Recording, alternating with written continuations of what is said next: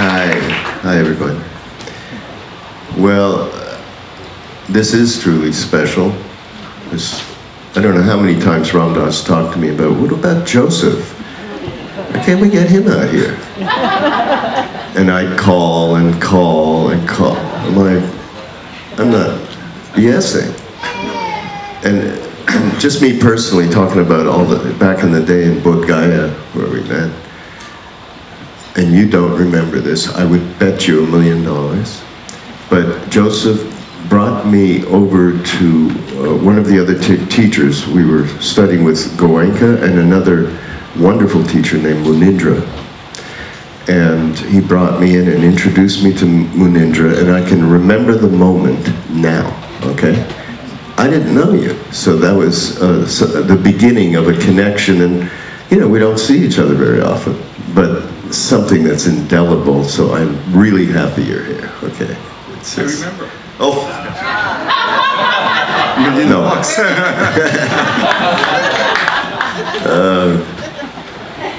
One little announcement. As many of you know, because we meet and I go, okay, don't touch me because I've got this cold. And then I find out there are other people. They go, that doesn't matter, I've got it too. And so there's a little bit of that going on, and I think we need to be mindful of really not giving our colds to anybody else, including this man over here, okay?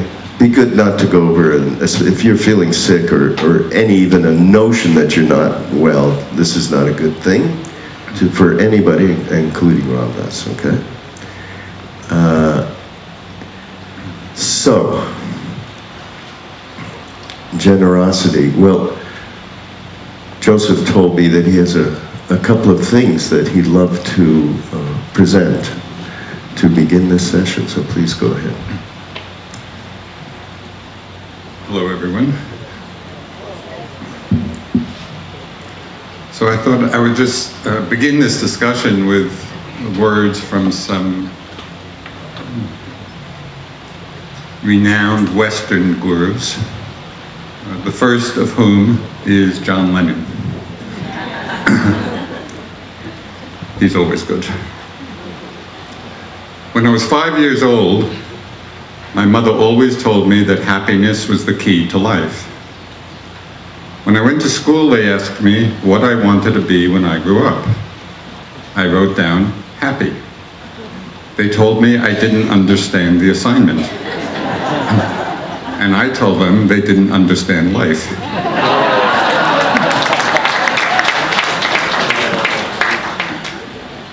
So keep that one in mind. And this is just a one-line teaching from Simone Weil, a famous French philosopher and mystic. She said, what people are looking for is not wrong, but they are looking for it in the wrong place.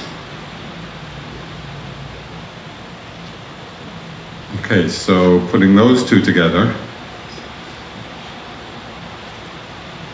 if really what we're looking for is happiness, generally or often we look for it in the wrong place. So one final little story which will bring it back to perhaps what the right place is.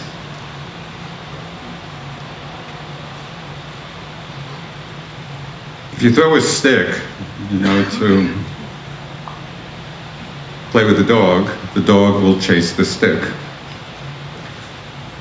If you throw a stick and a lion happens to be in the area, the lion will look at who threw the stick. We need to be lions, right? Our minds are so often chasing after the stick of happiness. But then, as Simone Weil said, we're looking in the wrong place. We have to see who's throwing the stick. And that's really what I think all this is about, and I think it provides the foundation for understanding the significance of generosity in this whole path of happiness.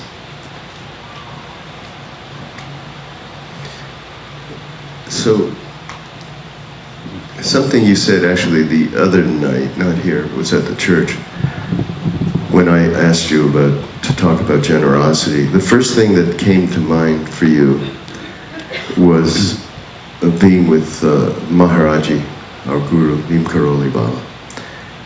And I have to imagine, since you met him in '67, and you went into this whole long training at Kenchi, and you came out of this, and Maharaji said, "Don't talk about me in America," right? And then that's all you did. That seems to be the place that we are really talking about here. Because it wasn't like there was this intellectual message that now you need to tell everybody about this so they'll join it or something. It had nothing to do with that. Where's that place, Ram Dass, and how did Maharaji directly instill this?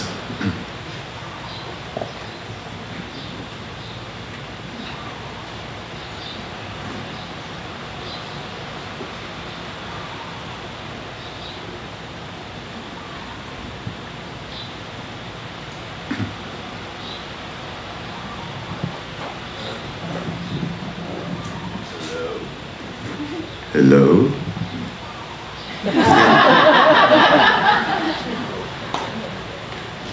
Not yet. It's me.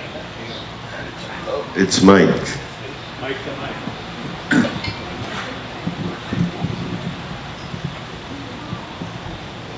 Turning on. Okay, that's good. You're good now, I think.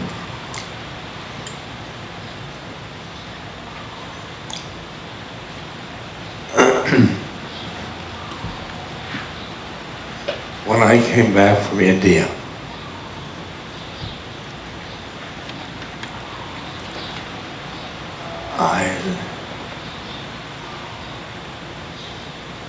I had a jewel.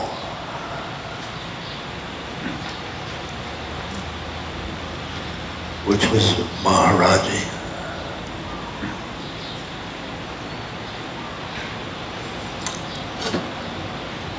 And I just had to share it with the Westerners.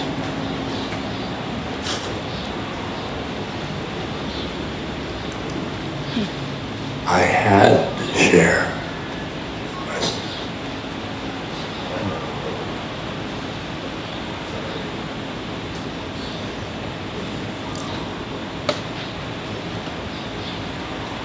New York, etc.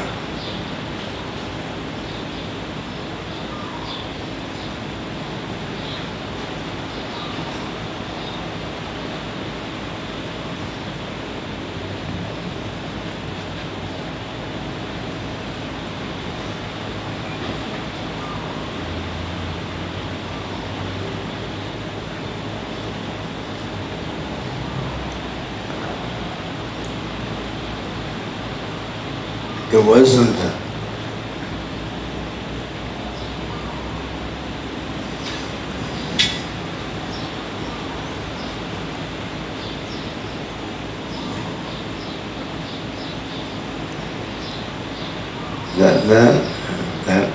that strong feeling to sharing it. Yes.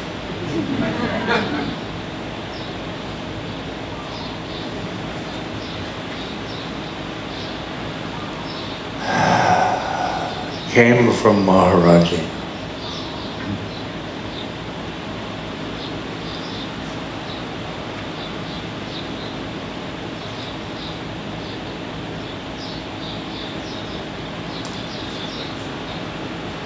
And then the audience, there was a woman in the audience, was a court stenographer. So she said she's made notes on anything I said. And she typed it up.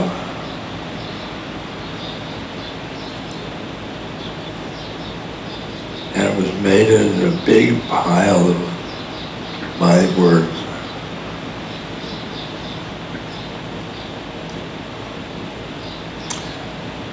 And she said, what do I do with it?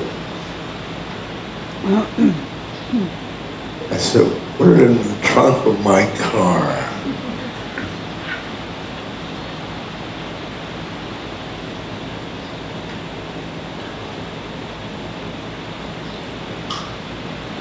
So we went to Esalen, and I was assigned to the Blythe-Trow's home. And John Blythe-Trow, he went to get my bag out of the, he said, "What's that?" I said, "It's a woman's,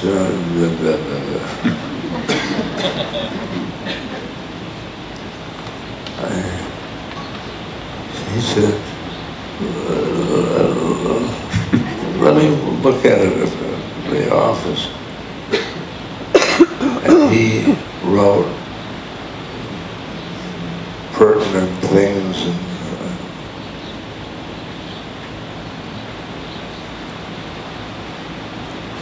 made it, cleaned it up.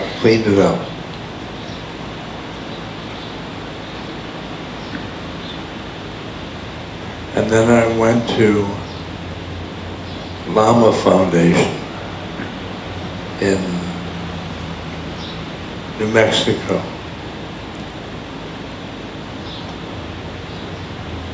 And Steve asked me, "What's that?" I said,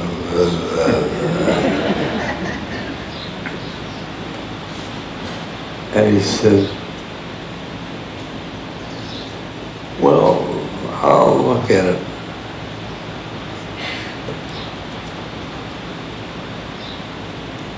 And he said, "There are 6 artists staying here.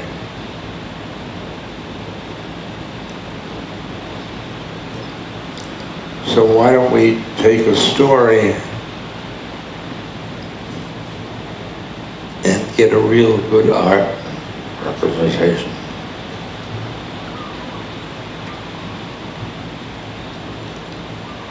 And it was this way that Be Here Now was flowered.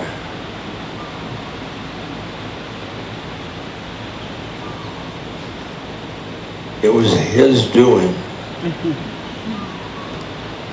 It was his doing. I was just a pawn in the game.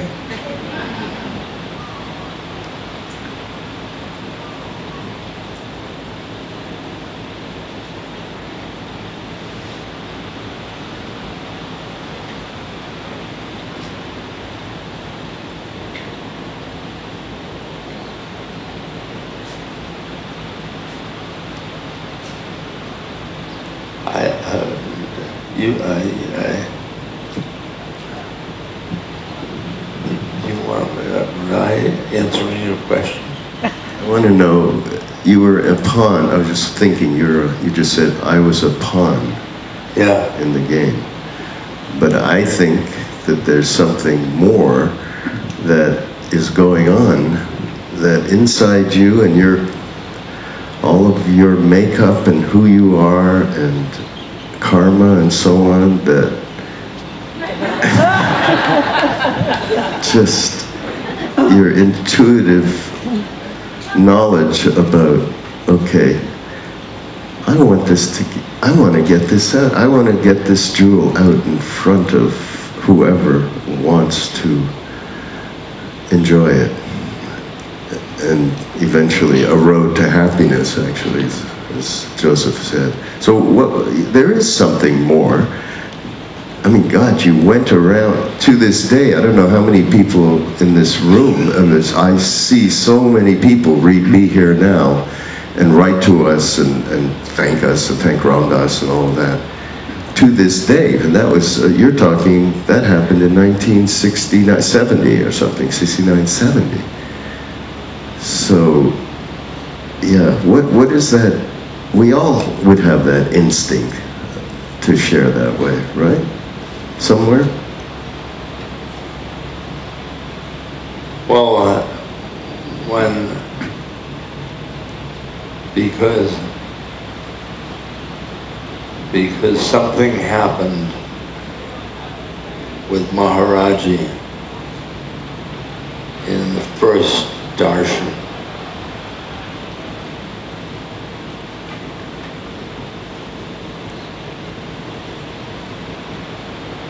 He taught me,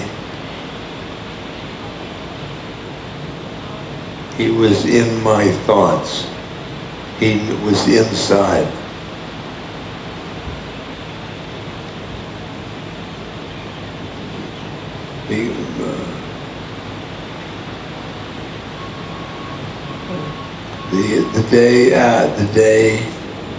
The day before I ever heard Maharaji,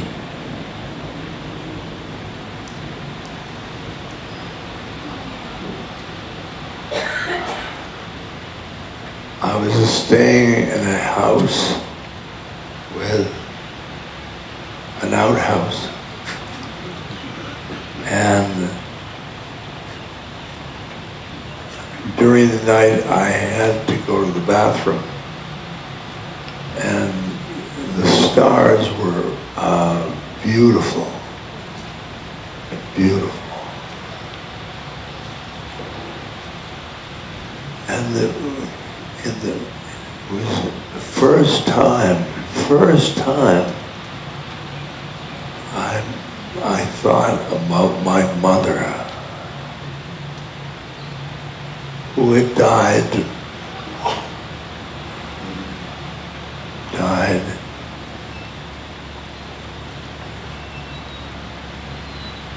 6 months previously.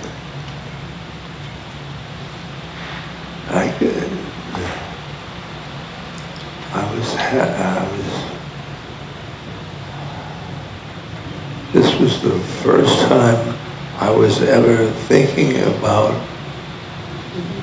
my mother as a soul.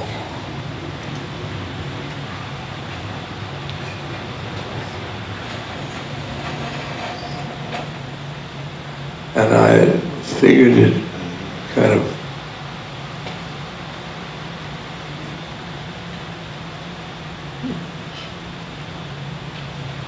uncomfortable.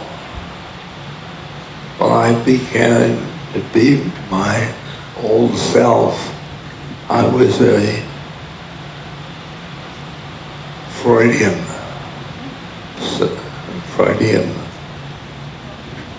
therapist. And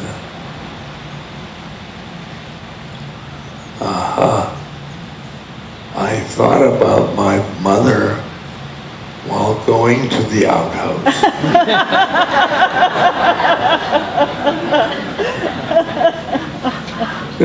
It fit.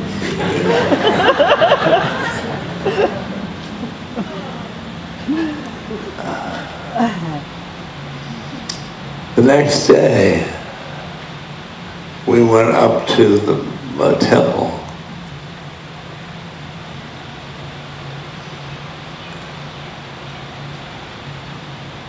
And he said, you were thinking about your mother last night.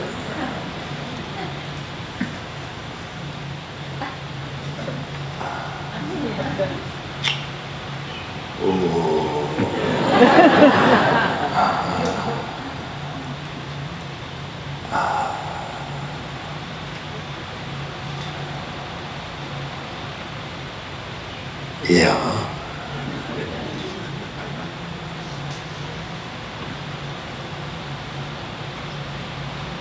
So he said, sit by the grass and I'll talk to other people. And I sat in front of him and I thought of all the thoughts that I wouldn't want anybody to know.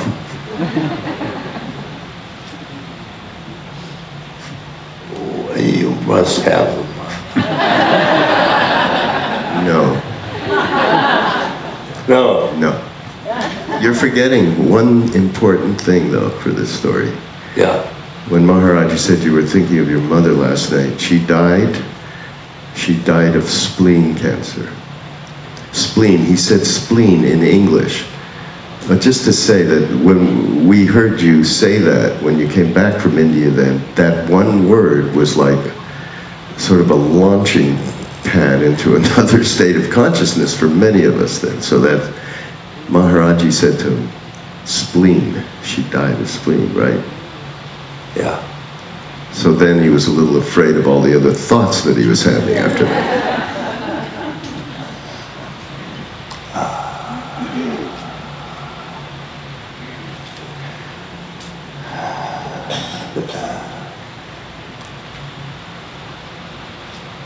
This sadhu in India,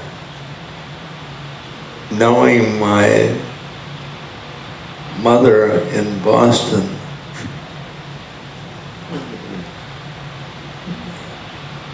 and here I was, a psychologist with cognitive psychology, and I couldn't do that.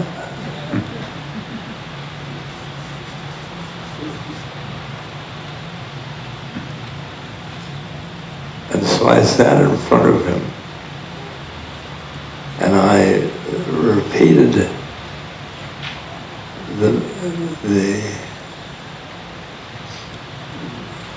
the thoughts I would think that people would love me less for these thoughts.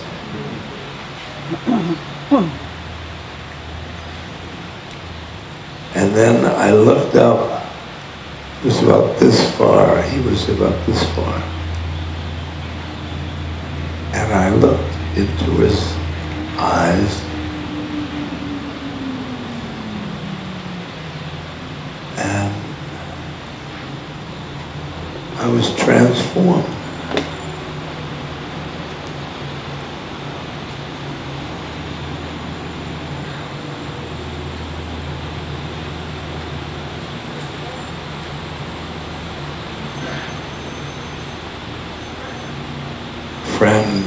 A friend,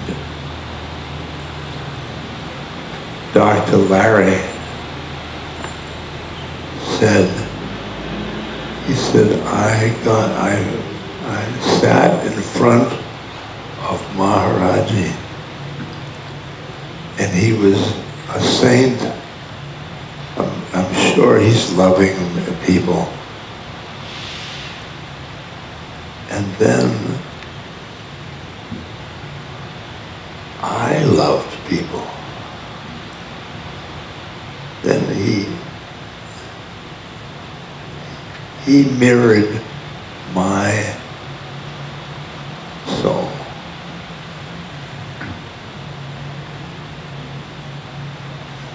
So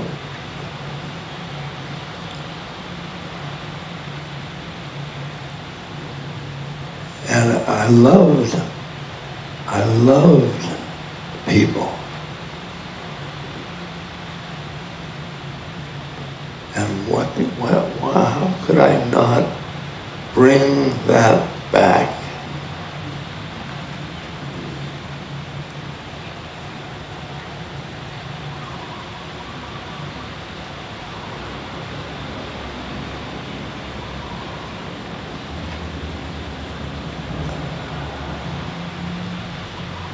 That's a little different than many people would go, oh geez, I might have to do this stuff, I might have to share something I found, rather than how could I not? Yeah. Which is a big reason we're all here, sitting in this room right now. Joseph, so one thing, talking about happiness, I think that, and generosity, which is this coming from nowhere, you have no choice. That's real generosity, you have no choice. But then I think it's good, you brought up last night the connectivity, shall we say, of emptiness and love. And emptiness being a really, and Ram Dass has talked about this too, but it's a difficult, perhaps, concept as a Buddhist concept, and a lot of people take it in a nihilistic sense, which it is absolutely not. It's maybe good to give us a little grounding there, and then connect it to what you were saying last night.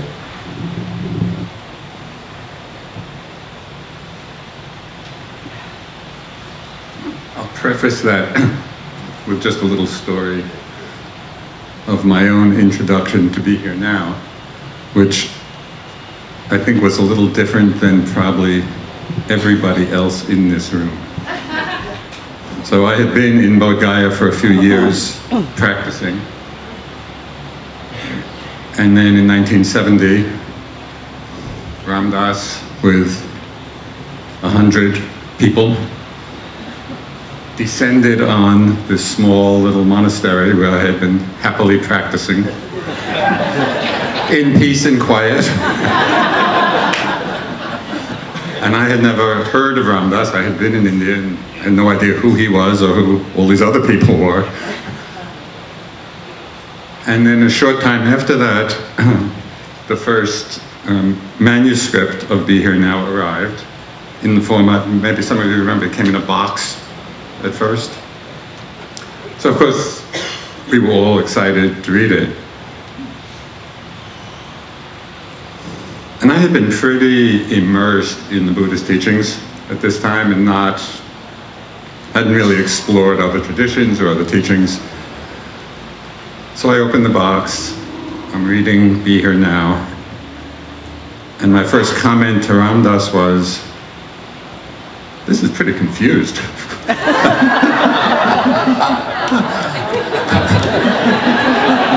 You know, it was a little Hinduism and a little Buddhism and a little this and a little that.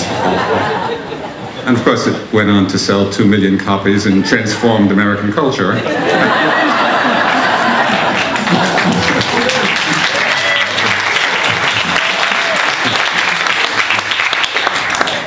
And it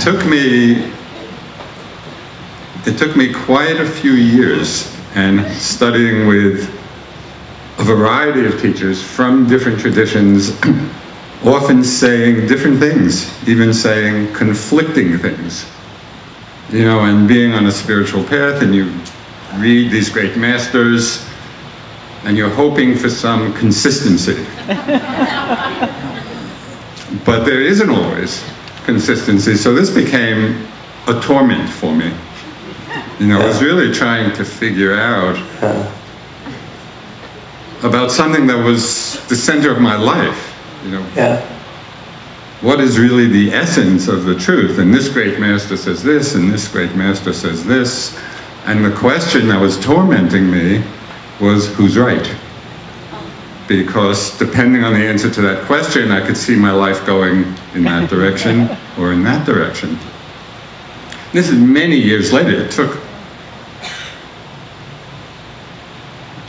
maybe 30 years, you know, of practicing and holding this koan, so to speak. And then at a certain point, I realized that I was asking the wrong question. It wasn't a question, who's right?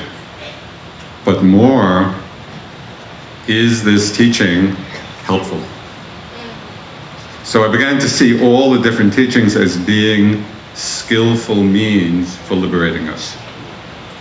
And they weren't necessarily statements of some absolute truth that makes this one right and this one wrong, but to see it all as a vehicle, all the teachings as a vehicle for liberating us from grasping, clinging, self-centeredness.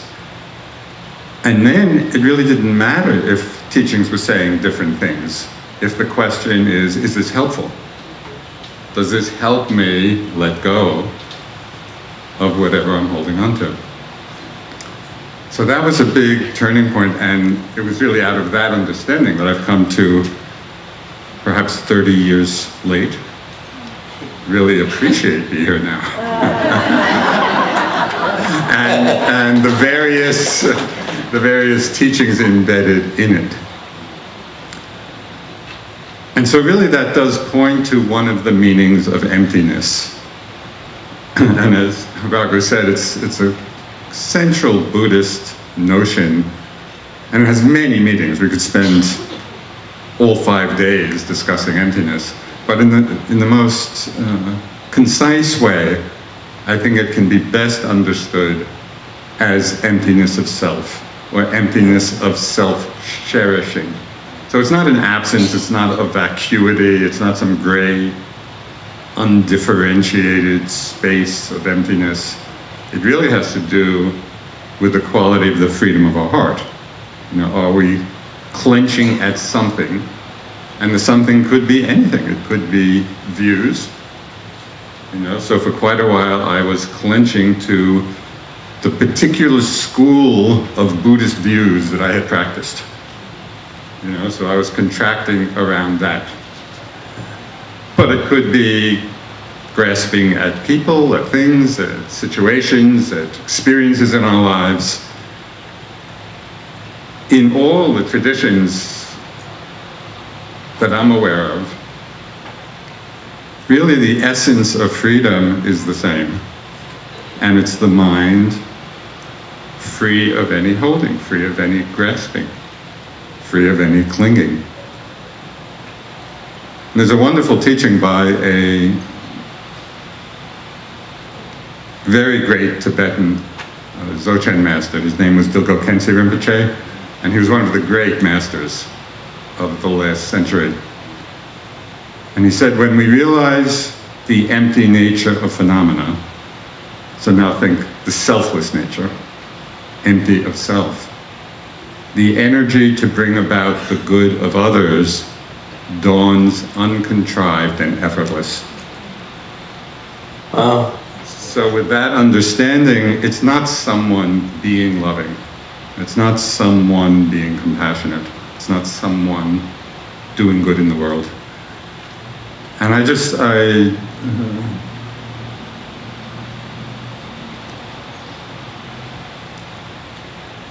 for those of you of a certain age, you might recognize these lapses in the thought train. You know, what's that word?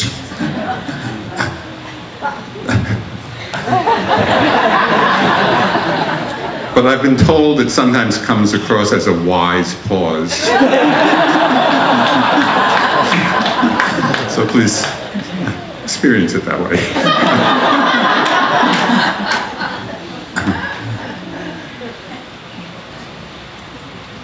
So if we understand that all of these beautiful qualities of compassion, of love, of generosity, in their most basic form, their purest, freest form, are not coming from a self, from an I, from an ego. The more we understand emptiness, emptiness of self, then these qualities manifest spontaneously and naturally. And so I came up with a little phrase, compassion, and you could substitute for compassion, generosity, love, care, attention, just the phrase compassion is the activity of emptiness. Generosity is the activity of emptiness. And you know, in the Buddhist tradition, in some of them in particular, there's a lot of teachings about the bodhisattva vows, where you take the vow to really dedicate your life to serving others, helping to awaken others. And for a long time I had heard those teachings on the bodhisattva vow, and I always appreciated them, but they seemed impossible. You know, how can one save all beings? It just seemed an impossible task. Even in a way, an impossible aspiration. But then when I understood, oh, compassion is the activity of emptiness, then that bodhisattva way of being is not resting on the shoulders of self. And that's what seemed impossible to me. You know, I can never do this. But when we take it off the shoulders of self and see that it's the activity of emptiness, just the more selfless we are or understand, then these beautiful qualities just manifest spontaneously. And I've certainly seen that to some extent in my own experience and with people like Ram Dass and many others. So I think that's a way of really connecting these two ideas that in a way come from quite different traditions, but they're really part of the same thing. It's fantastic.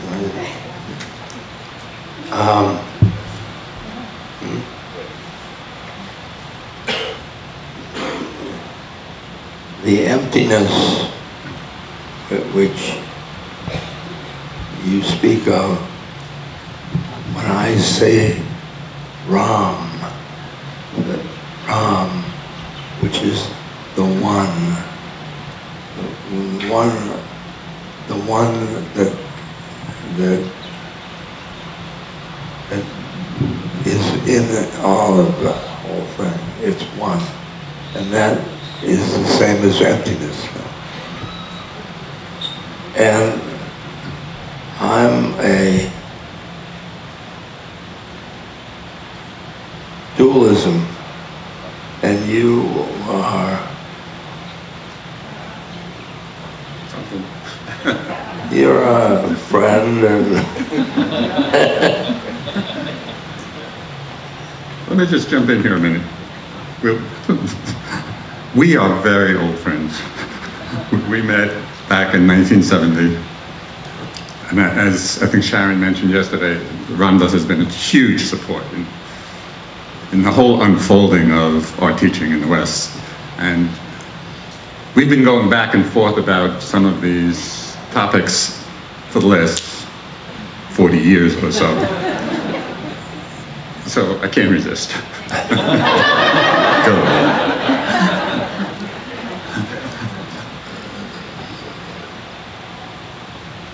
There are two kinds of one.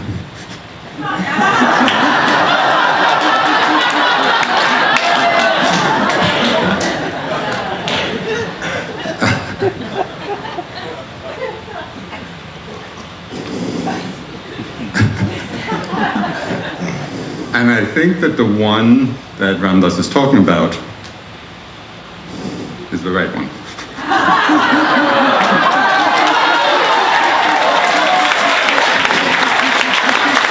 However, I just want to illuminate the one that may be a little off. So there is a one where the self enlarges to include everything. So it's like the big self. That's one. That encompasses everything. And then there's the experience of the oneness of things that comes out of zero. Comes out of zero. So when we have, to some extent, experienced that empty, we could call it the zero nature, or the empty nature, or the selfless nature, So we've taken the I out of the picture. All that's left is one. All that's left is what remains, which is everything. But it's not the everything of having become a big self. It's the everything that remains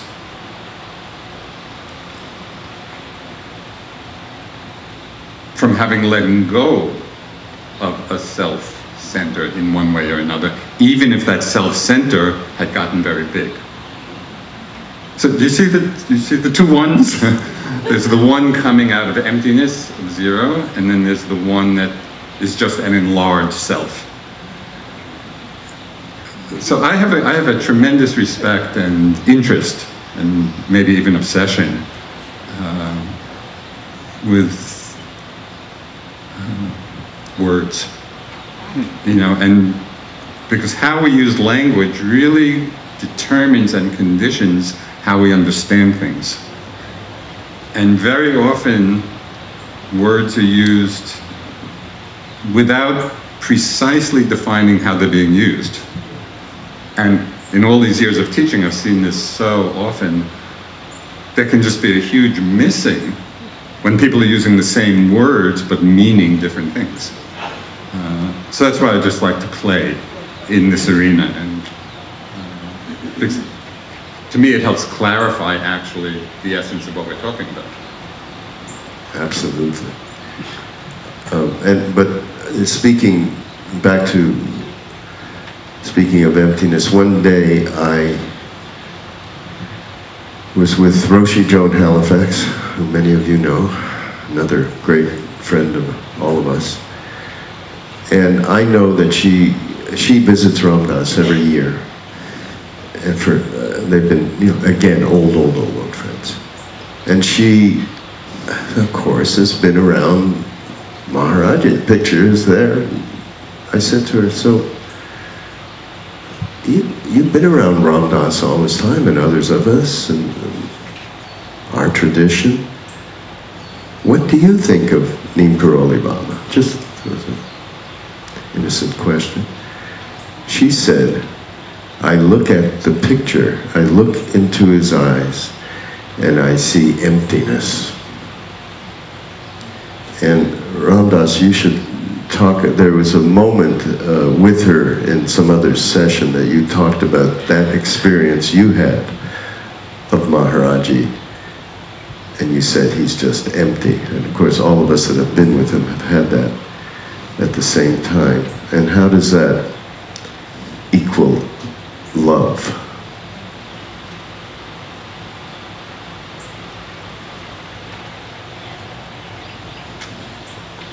Well, empty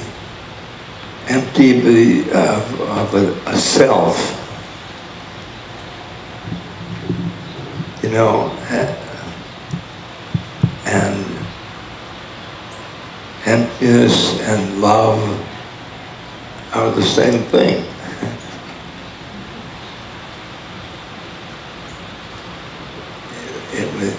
It's empty of the forms, because the one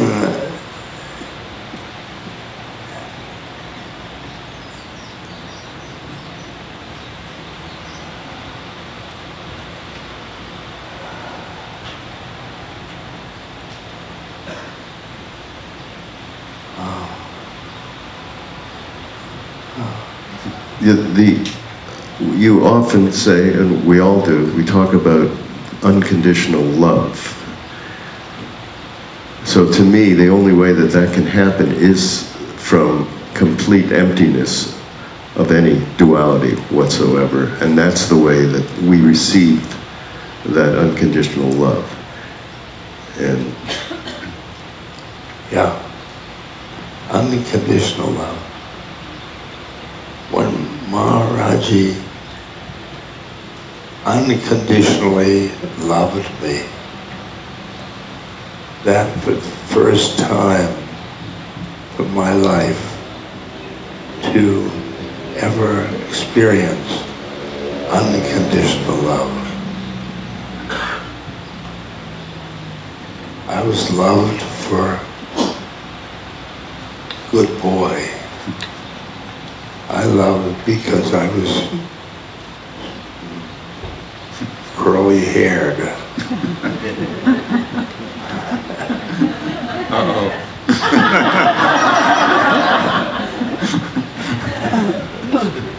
I was loved for a good student. I was loved for being a good lover.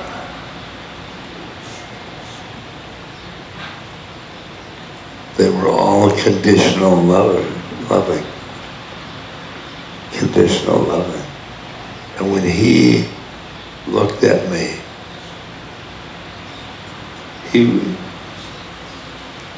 he saw all of me.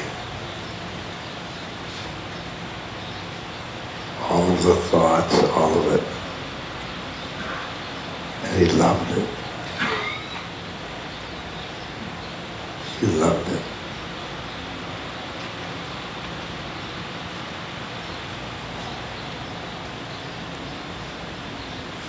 That's spiritual love.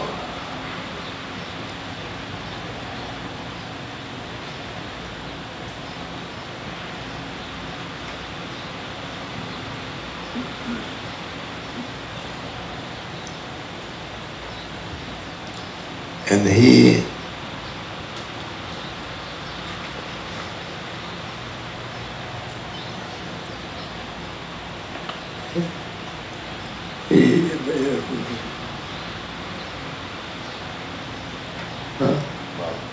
Mala, it's not in my, Mala isn't here. And Ram, Ram, Ram, Ram, Ram, Ram, Ram. And he was saying the name of that one that lies behind the one, behind the many.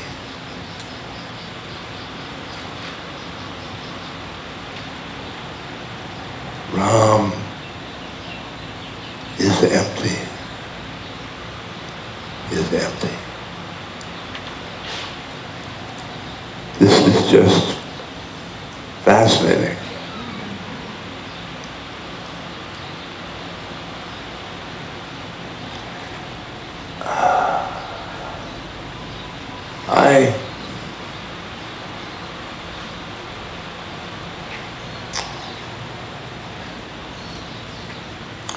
I was a social scientist.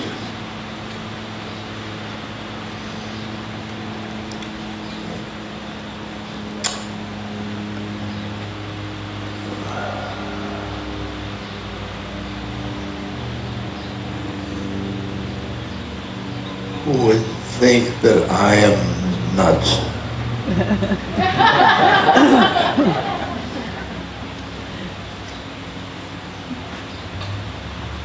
Because I live in my imagination.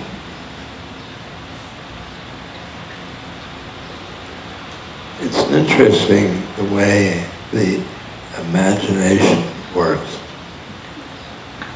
In my consciousness, there's a room that's called imagination.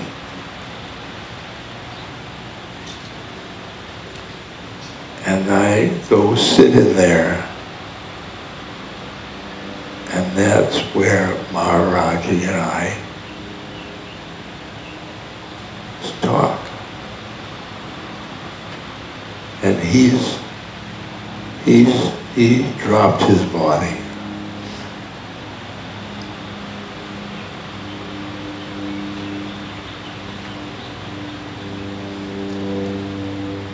The guy said to me,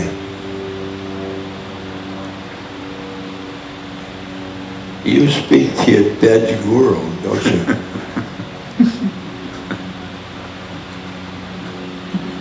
And I said, "Yeah."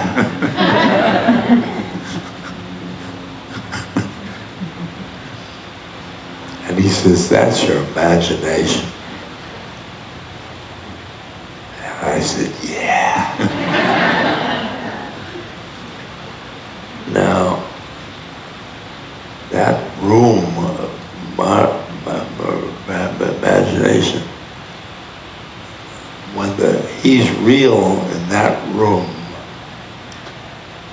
or not, this is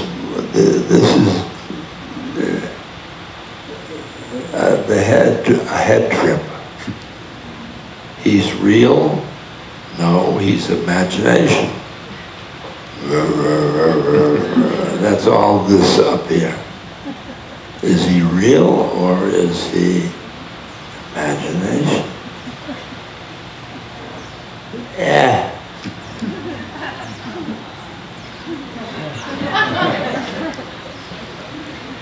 And I speak to him.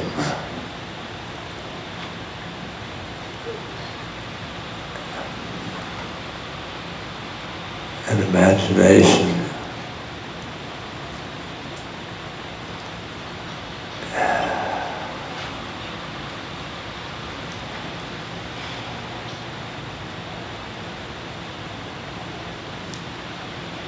I've gone into Hinduism. Gods. I worship. Oh, you know, I was in India, and one of our temples has a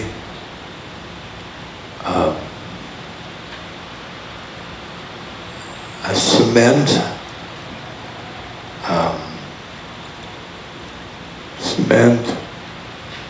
orange cement monkey that's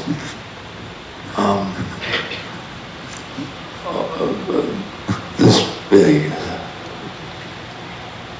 And I was sitting in front of it. And that's Hanuman. And I thought at that moment, my colleagues at Harvard, boy,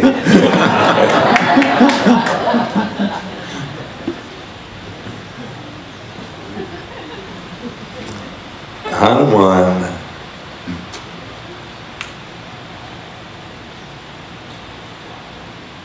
he represents loving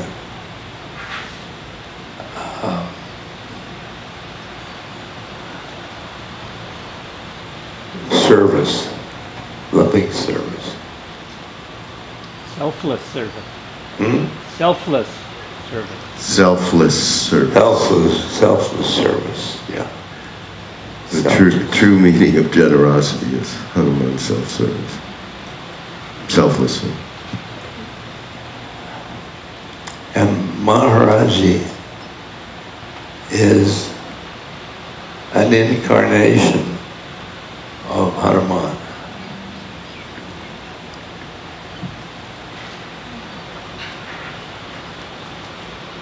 And see, this is the world I live in. I am a monkey follower.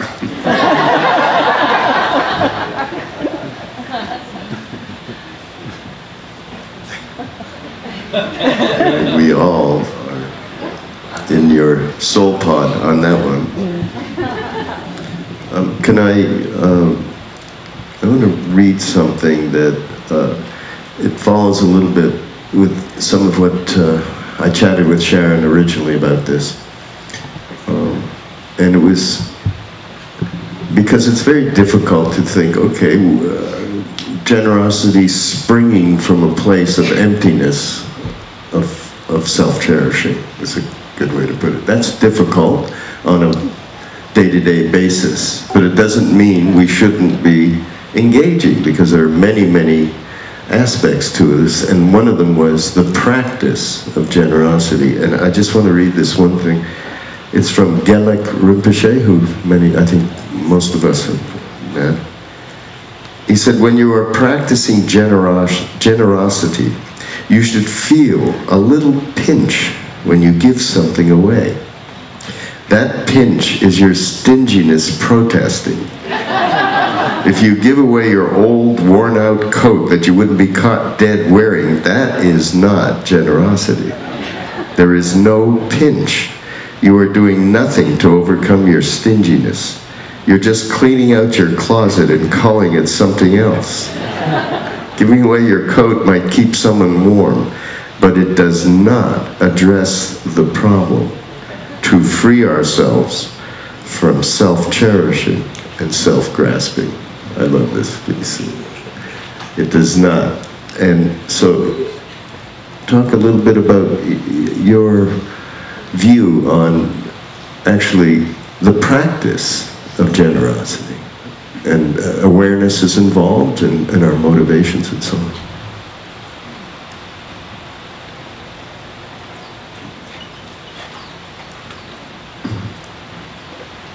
Sometimes find myself in difficult situations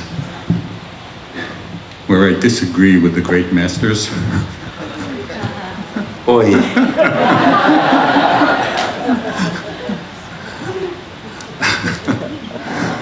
And Gelek Rinpoche was a great master.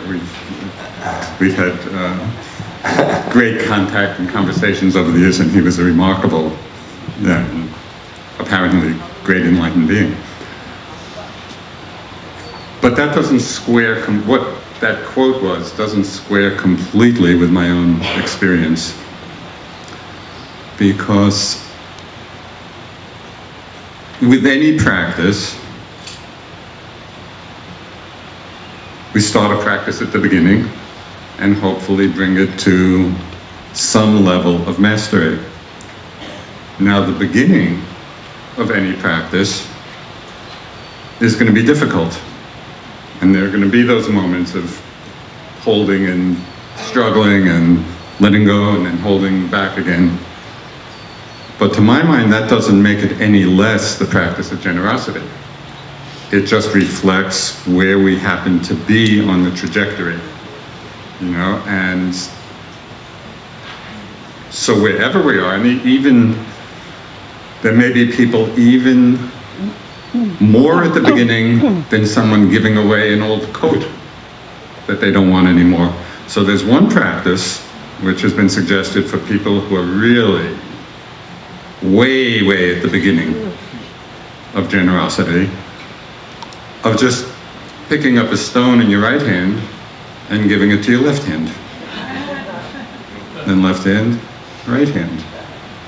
It's a beginning, and it's a seed, and maybe a very small seed, but if that seed is nurtured, it grows, and then we can give away this old coat that we don't want. And then we do that for a while, and we realize, oh yeah, it actually feels good, even that. Kind of, it's not hugely magnanimous, but it's something. It's something in the direction of letting go. And then from that, maybe we start to give things that are more valuable to us. And maybe things eventually that are most valuable to us. So I see that being the practice of generosity. And it takes away, I think, any judgment or self-judgment of where we happen to be on that trajectory. We realize the value of the giving, and we just start from where we are and we build from that. That's great. I want to go back to something. Can I go back? Go back. This has to do with my language obsession.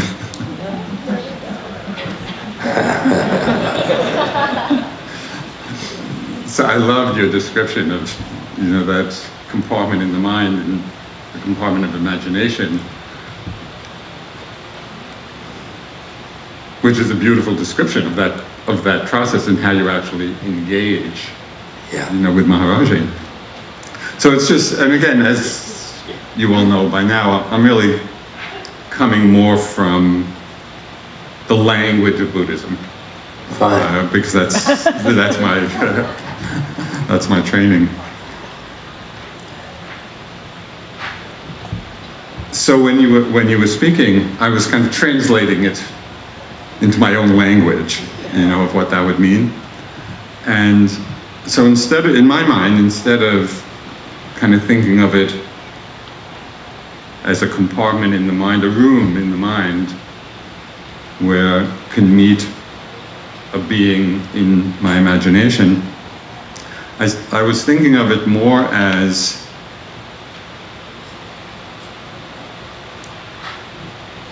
that it's all and everything is just a manifestation of mind.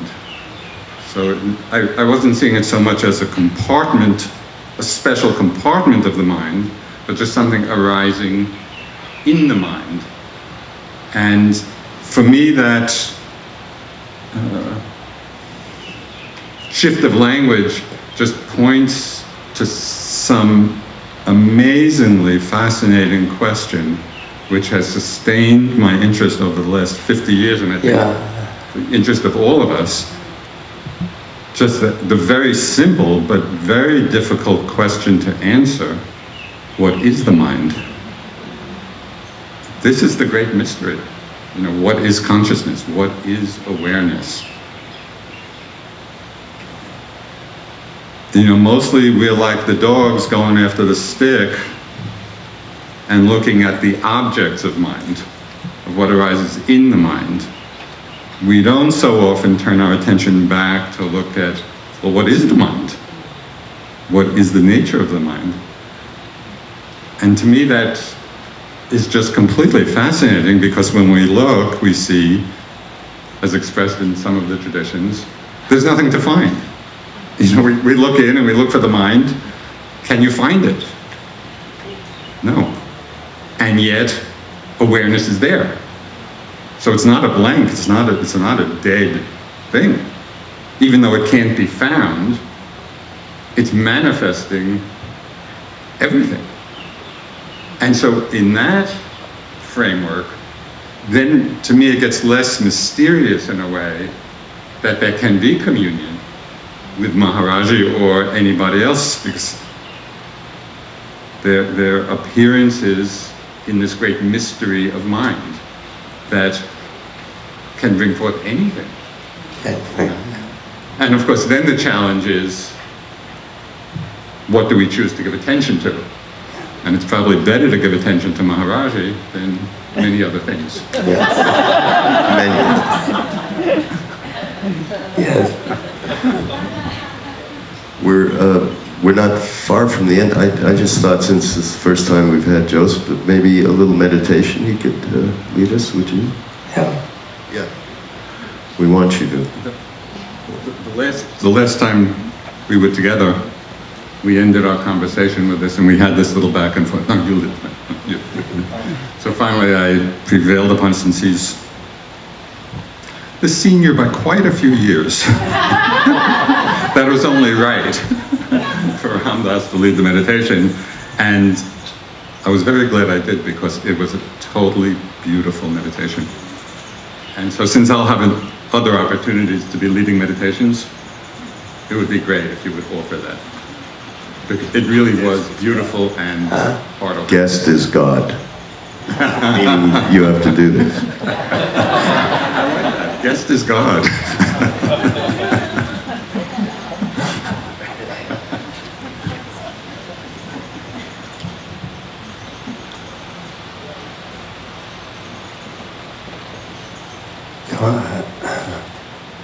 Concentrate on your breath.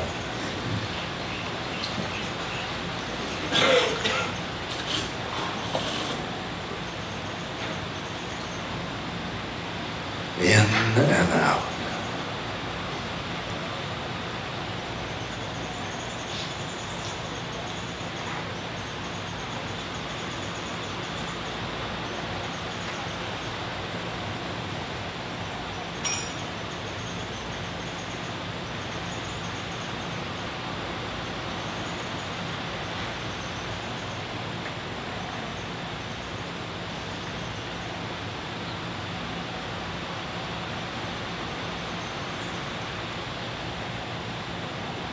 the breath.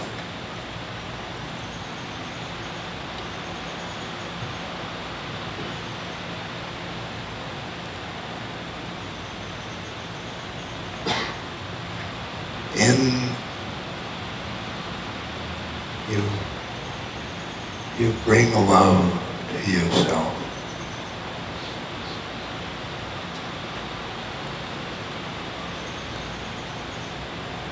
Out, you send love to all beings.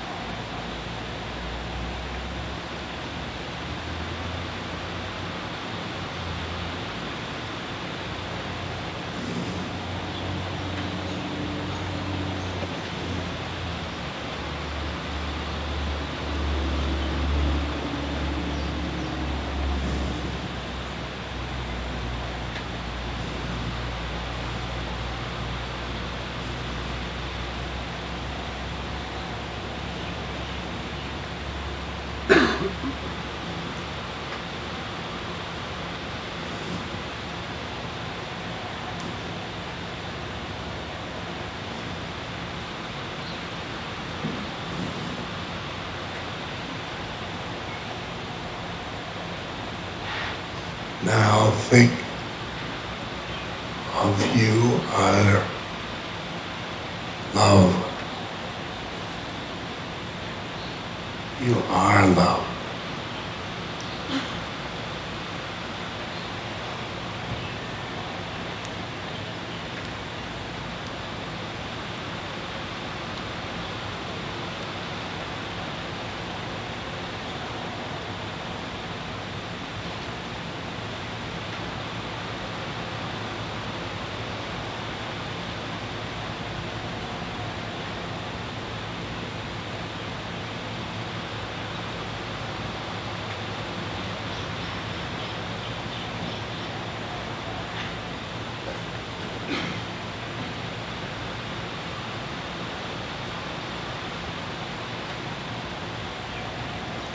We are love.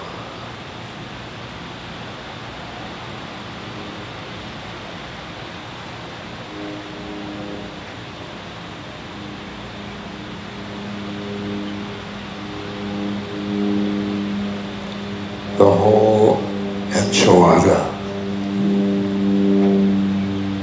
Love.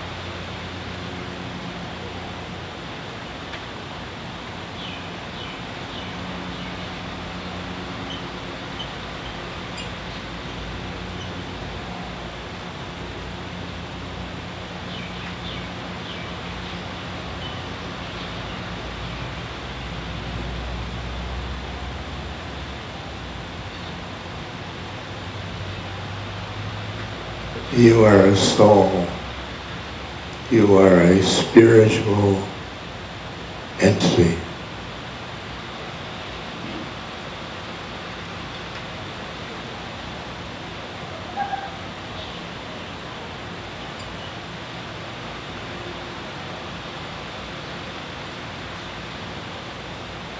A soul.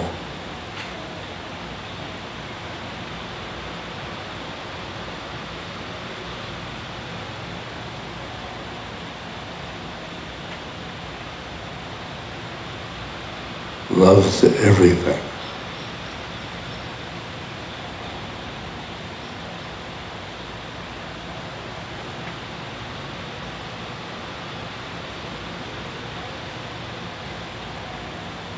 Including itself.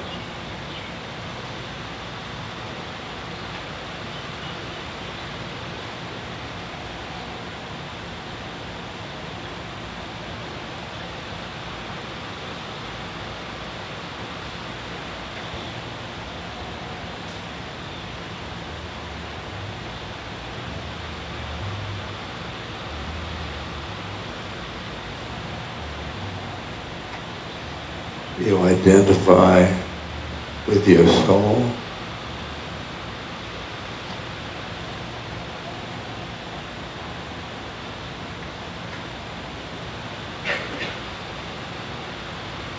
You look around and you will see souls.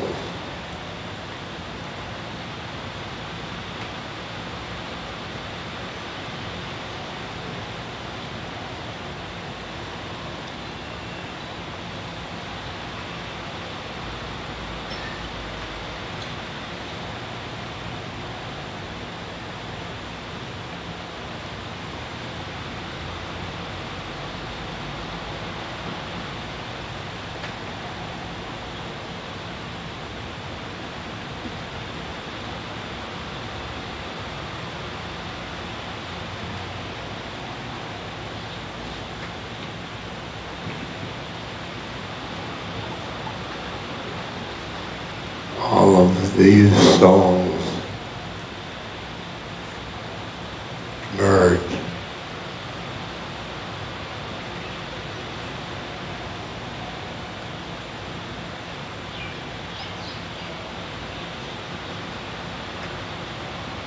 Into the one.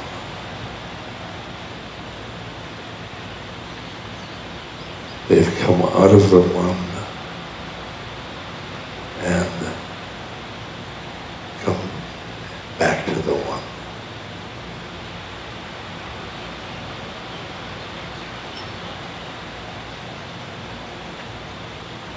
Just as we got born and die.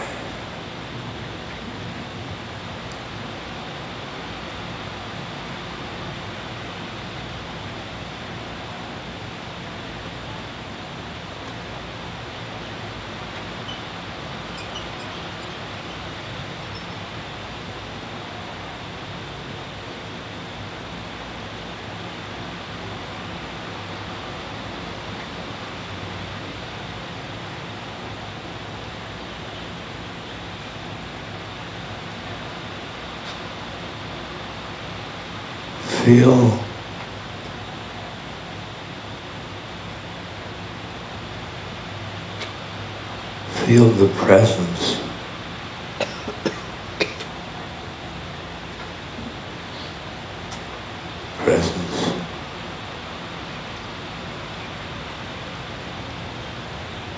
in this room. Feel the emptiness.